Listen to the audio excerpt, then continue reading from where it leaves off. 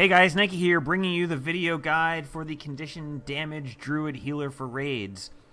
This build wasn't really buffed at all with the January patch, but the community appreciation for it has definitely increased. Previously, the choices were between a Magi's Pure Healer that had very little personal DPS, but excellent Grace of the Land uptime, or a Berserker Druid that had better personal DPS but weaker buff uptime. This build splits the difference in a very important way. The buff uptime is quite good, nearly as good as the Pure Healer, but the personal DPS is almost double that of a Berserker Sword Druid. Essentially, this build is designed to be an experienced team's dedicated healer while delivering strong personal DPS and massive group buffs. In many cases, you can achieve good results with two of these Condi Druids in your party or in your raid to ensure full buffs for your entire raid and very good healing. This is an especially good option for less experienced teams who stand to benefit from the extra heals provided by the second healer. Alright guys, let's talk gear. For gear I recommend full Viper's armor, weapons, and trinkets. For the back piece, I'm using Rampagers, and it seems to be one of the better choices unless you have obtained a Sinister or Viper back piece from raid loot. You should use the exotic Viper's trinkets until such time as you're lucky enough to get raid drops for the Ascended ones, or if they become available in some future patch and we're able to get full Ascended Vipers. With this setup, we get to a healthy 64.33% condition duration, and with our food, we'll get to 94%. This is optimal as of now, and then as Ascended trinkets become available, we will eventually be able to get to 99% condition duration once they are. That means we will be perfectly optimal, and we can grow in the future as more of these become available, so no problem using the exotics for now. It's the way to go. As far as rune setup goes, I recommend 2 Superior Rune of the Trapper and 4 Superior Rune of the Nightmare. These are going to maximize our condition duration by giving us a 25% condition duration boost, which is what's helping us get as high as we're going. For weapons, we're going to use an axe and a torch set on different swaps oppositionally so that we can swap our weapons, as you can see, without actually changing the weapon set or running multiple torches that we want. For sigils, I recommend the Sigil of Water and Sigil of Geomancy. The Sigil of Water is necessary to help fill our Celestial Avatar bar, as well as providing pretty decent group healing while we're in our non-avatar form. The other selection is Geomancy, and Geomancy is simply the highest DPS sigil for a full melee range Condi build. As far as pets go, our main pet is going to be the Bristleback, which is the highest DPS pet available. Our pet on swap should be used for utility, based on what your group needs. I currently recommend bringing a Tiger on swap because it generates Fury, which in the current meta of not having too many Revenants in your group is something that your group is definitely going to benefit from. So, for the most part, Bristleback, though, is your main standby. If you need Tiger for Fury, or you need someone else for Might, feel free to swap those around. But for now, Bristleback is the way to go for DPS. So for traits, we are going to take Skirmishing, Wilderness Survival, and Druid. In Skirmishing, we're going to select Sharpened Edges, which is going to give us bleed on crit.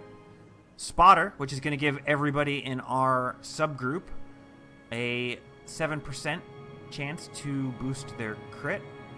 And Grandmaster, we take Quick Draw. One thing to mention, we would love to take Hidden Barbs if we could. However, Spotter is such a big DPS buff for our raid that you really just can't ignore it. As nice as it would be to take Hidden Barbs and increase our DPS by a few thousand, unfortunately, Spotter is going to increase everyone's DPS by so much that spotter is the choice. But I did want to mention that because people do always tend to ask. So why Quick Draw? Quick Draw exists in order to enable us to cast Bonfire every time our weapon swap is available. It will lower the cooldown of Bonfire to 9 seconds base, and actually less than that with other traits that we'll discuss, which makes it line up with your weapon swap. So as part of our DPS rotation, which I'll get into later, every time you swap weapons, the very next thing you're going to do is going to be to cast Bonfire, thanks to Quick Draw. What this is going to do is make sure that we have 100% uptime of the Bonfire fire field, and the stacks of burning will just sit on the boss and do crazy damage, crazy good damage. For Wilderness Survival, we're going to take Expertise Training, Ambidexterity, and Poison Master. These traits are all nice DPS increases, especially for a condition damage build. Unfortunately, Poison Master at Grandmaster is not quite as good as it once was due to the advent of the Bristleback. Previously, you would run 2 Condi pets, like an eagle and one of the cats that made Condis, and you would swap the pets on pet cooldown. That way you can proc Poison Master and keep a bunch of stacks of poison on the boss as a result. However, the Bristleback DPS is so much better than any other pet that camping Bristleback after the fight starts is almost always a better idea than swapping on cooldown. So we won't be getting too much poison from Poison Master. One thing I do like to do is, say, start the fight on my Tiger, use Furious Pounce, let the Tiger get a hit in, and then swap to the Bristleback to proc Poison Master just for a little bit of extra poison at the start, even if I can't Bristleback from there on out. Just a few stacks of poison, but hey, we're trying to do as much damage as we can in raids, right?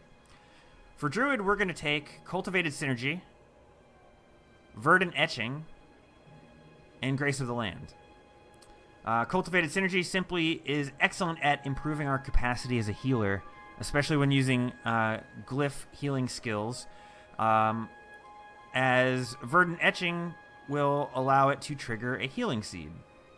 Verdant Etching is also super great because it will lower the cooldown of all of our glyphs, which we like quite a bit, as well as giving us access to Grace of the Land stacks while in our non-Celestial Avatar form, which is why we are overloading so many glyphs.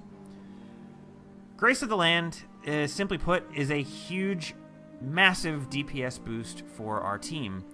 It means that when we're in our normal form and we are spamming glyphs, we're buffing our team big time. It means when we're in Avatar form and spamming our heal skills, we are buffing our team's DPS big time.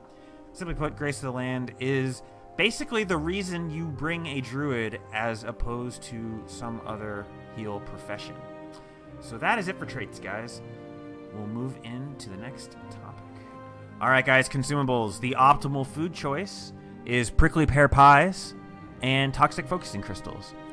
Together, these foods give us a 30% condition duration buff, which is quite strong and is expected in a condition damage build. Prickly pear pies, however, serve a double function of being a powerful Celestial Avatar filling booster, as you gain Celestial Avatar force both from the lifesteal damage and the healing you get from yourself. That makes it so much better than any other condition duration boosting food that I highly recommend it. This food recipe is available from vendors in the dry top, I believe. And once you have that recipe, you can craft these yourself. They're kind of expensive. Not super bad, but definitely worth having because there's just nothing that compares to them. The budget food option would be the koi cakes or the rare veggie pizzas. However, they don't quite pump the Celestial Avatar up the same way as the lifesteal. So they are just distinctly worse in this build.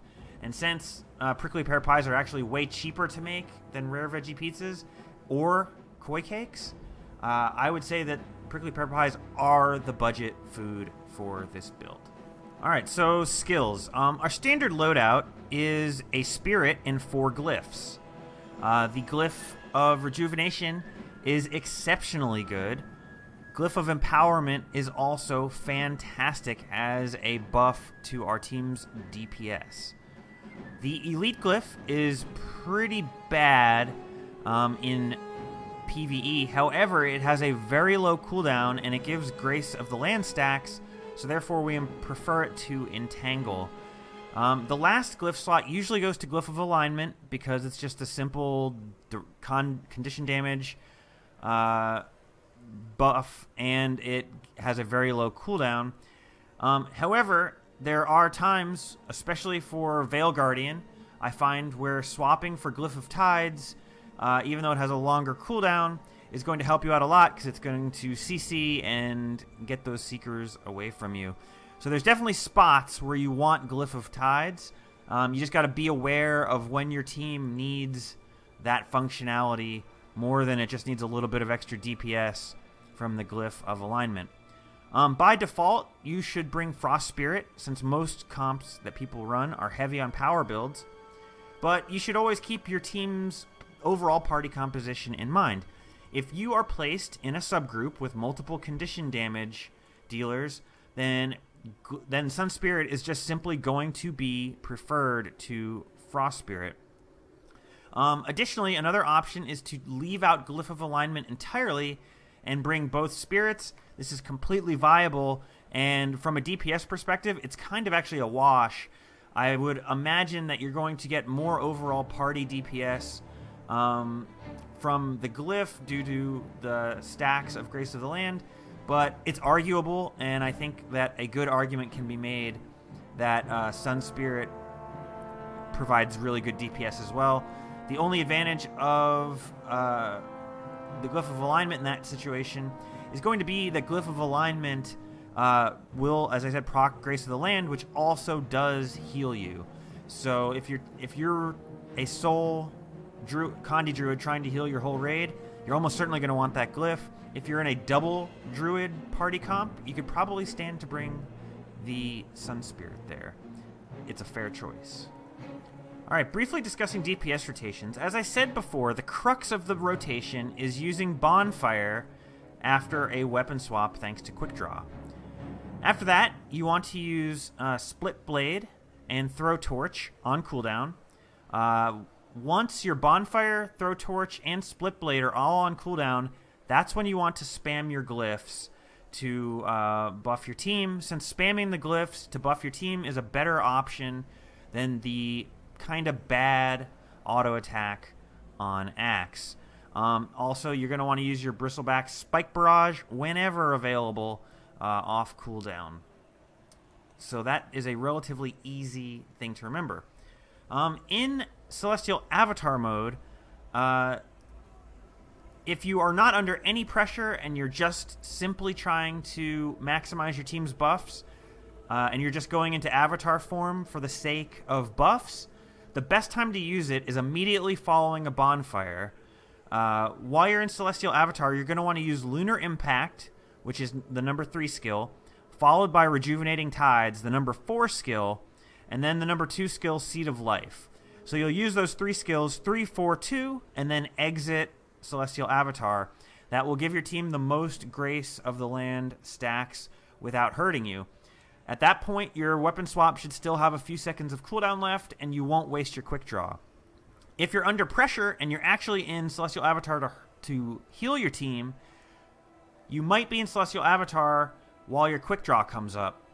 What you want to do when you exit Celestial Avatar is be aware that your Quick Draw is likely to have procced from exiting Celestial Avatar. When that happens, what you want to do is make sure the first thing you do after exiting is weapon swap, just in case, and then use Bonfire as your very next skill. That way you try to never use a Bonfire that isn't powered by Quick Draw. So that's it for the DPS rotations. I'm going to show you a quick demonstration of how that goes, and then I'll be right back.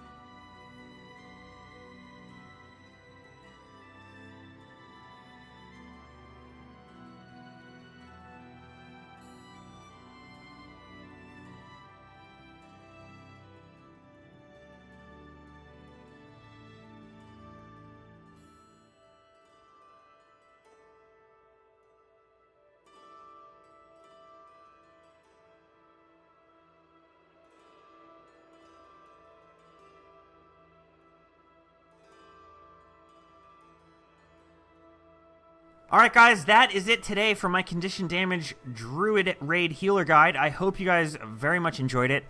I do have some Condi Druid Raid boss fights on my channel if you want to see this build in action.